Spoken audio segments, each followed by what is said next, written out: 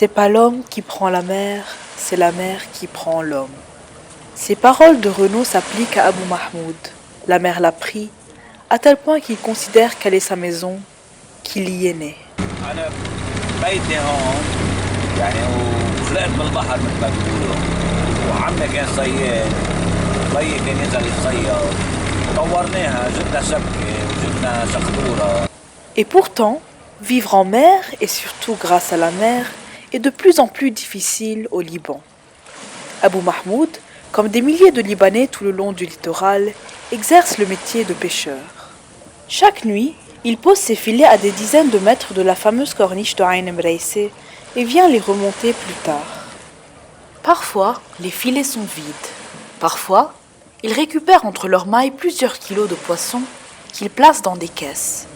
Une fois à terre, il les vend à un poissonnier qui gagne en fait beaucoup plus que lui, mais lui garantit au moins d'écouler sa marchandise. Quand il récupère ses filets, il ne sait pas ce qu'il attend.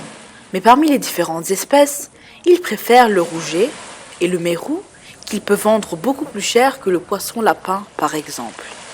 Mais une chose est sûre, les poissons se font de plus en plus rares à cause de la pollution, de certaines pratiques illégales, mais aussi du grand nombre de pêcheurs amateurs qui viennent concurrencer ceux qui vivent de la mer. Avant, c'était mieux, explique Abou Mahmoud, dont les 3 enfants ont terminé des études universitaires et travaillent dans différents domaines. De toute façon, il ne voulait pas qu'ils choisissent le même métier que lui. أنا يعني ما بورثها حرام مصر حماتي كانت طعمة هلا نحن عم نطعم البحر. Mais lui, il continuera, contre vents et marées, à prendre cette mer où malgré tout il est heureux, comme un poisson dans l'eau. Comme Abou Mahmoud l'a dit, le métier de pêcheur, malgré ses aspects positifs, est devenu très difficile à exercer et peu rémunérateur au Liban.